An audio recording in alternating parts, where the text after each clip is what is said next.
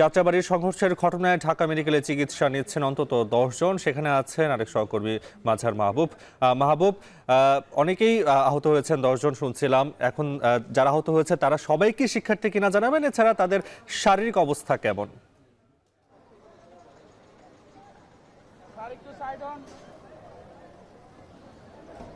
নাফি, মাহবুবুর রহমান মোল্লা সহরাওয়ার্দী এবং কবি নজরুল কলেজের যে ত্রিমুখী সংঘর্ষ, যদিও আমরা জানতে পেরেছি যে আমাদের সহকর্মীদের বরাতে যে সেখানে কলেজ কর্তৃপক্ষ শতাধিক লোক আহত এবং 3 জন নিহতের তারা দাবি করলো। এখনো পর্যন্ত ঢাকা মেডিকেলে সর্বশেষ অবস্থা যদি আমি আপনাদের মাধ্যমে দর্শকদের জানাই যে আসলে যে এখানে যারা কর্তব্যরত রয়েছেন পুলিশ এবং যারা চিকিৎসা কর্মী রয়েছেন তাদের সঙ্গে আমরা কথা বলতে জানতে পেরেছি যে 30 থেকে 32 জন এখনো পর্যন্ত এখানে এসে ভর্তি হয়েছেন এবং বিভিন্ন ওয়ার্ডে তারা চিকিৎসা নিচ্ছেন।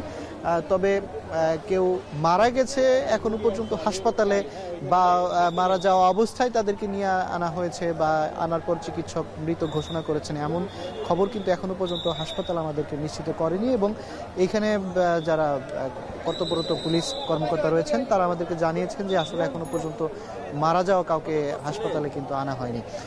তবে 30 থেকে 32 জন সবশেষ আহতদেরকে এখানে আনা হয়েছে। এর মধ্যে পথচারী, এর মধ্যে শিক্ষার্থী এবং কলেজের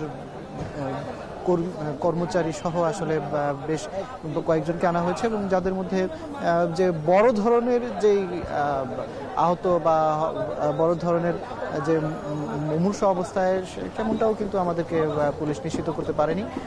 যে আসলে যাদেরকে চিকিৎসা দেওয়া হচ্ছে তারা শরীরের বিভিন্ন অঙ্গে, মাথায়, হাতে বা বিভিন্ন জায়গাতে সংঘর্ষের যে চিত্র সেটি দৃশ্য রয়েছে, যে কিন্তু যে মর্মান্তিক যে অবস্থা বা মারা যাওয়ার মতো যে অবস্থা এরকম কাউকে আসলে ভর্তি করা হয়েছে এমনটাও কিন্তু পুলিশ আমাদেরকে এখানে কর্তব্যরত জানাতে পারেনি।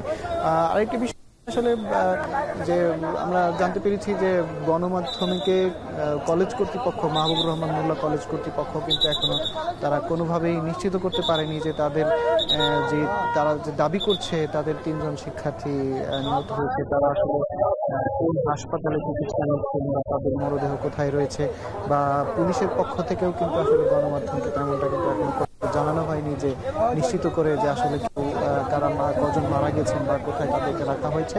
তবে ঢাকা মেডিকেলে যেহেতু আনা হচ্ছে অনেককেই, সেই জায়গা থেকে আমি আমার কাছে সর্বশেষ পাওয়া তথ্য আমি যতটা জানাতে পারি যে আসলে ঢাকা মেডিকেলে অন্তত এখনো পর্যন্ত কেউ মারা যাওয়া অবস্থায় ভর্তি হয়নি বা ঢাকা মেডিকেলে কেউ এখনো পর্যন্ত মারা যায়নি এবং সবশেষ 30 থেকে 32 জন পর্যন্ত এখানে ভর্তি হচ্ছে এমনটাই কিন্তু আমরা জানতে পেরেছি। নাফি।